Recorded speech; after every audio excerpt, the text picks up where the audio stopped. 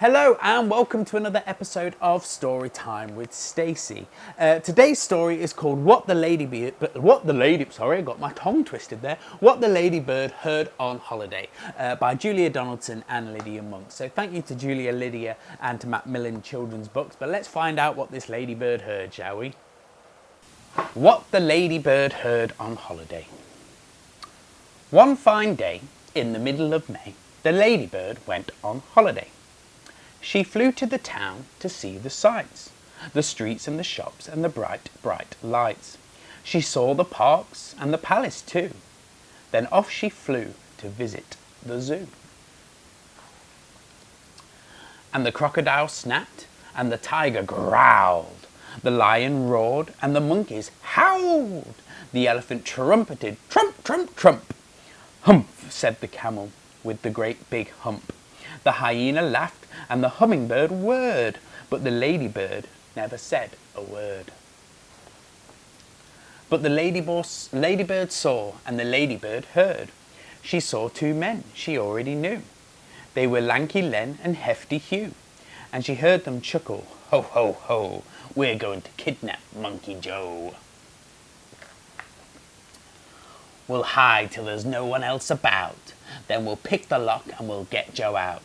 And if we give him lots of fruit, he'll do the job and he'll get the loot.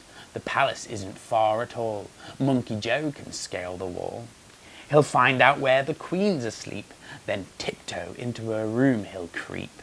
He'll open the sack and steal the crown. We'll soon be the richest men in town. The little spotted ladybird told the animals what she heard.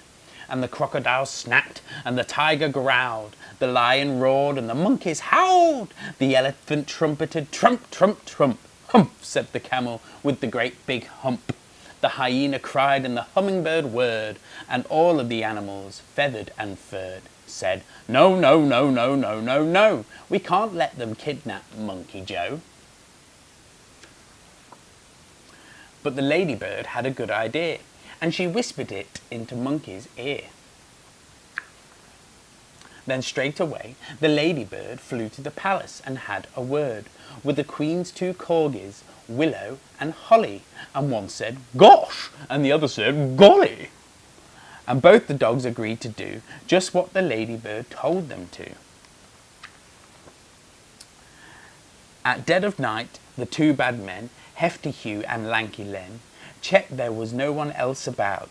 Then they picked the lock and they got Joe out. They carried him off to the palace gate, gave him a sack, then lay in wait. They watched him scale the palace wall, and they muttered, careful not to fall. Then they rubbed their hands as they saw him creeping into the room where the queen lay sleeping. Corgi Holly and Corgi Willow, who lay each side of the queen's soft pillow, were wide awake, and they said to Joe, come on, monkey, off we go. They led the way while the queen still slept, and they showed young Joe where their bones were kept. Then they helped the monkey fill the sack, and they wagged their tails as he carried it back. The two thieves yelled, hip, hip, hooray, but now let's make our getaway. They carried the sack to a nice quiet park, where the only sound was a distant bark. They found a bench and both sat down, and Hugh said, time to see that crown. I just can't wait, said Lanky Len. They opened up the sack, but then you should have heard their moans and groans to find the sack was full of bones. Just then a dog came bounding up, and Hugh said, shoo, you greedy pup. Another dog was close behind, and then came dogs of every kind. A lurcher and a labrador, a peak, a pug, then more and more. Black dogs, white dogs, grey and brown. It seemed like every dog in town. They seized the bones and gnashed and gnawed, tugged and tussled, pawed and clawed, then turned upon the robbers yelping, how about a second helping?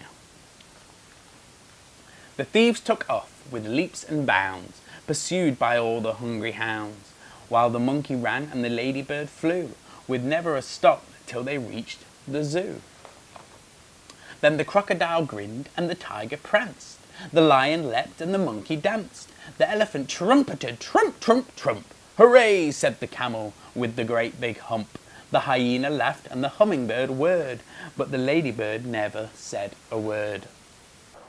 So that was what the ladybird heard on holiday. Thank you again to Julia and to Lydia for that great little story there. As always, you can get more stories just like this coming out live every Monday at 11 AM and every Friday at 6 PM on the Nottingham City Library's Facebook page.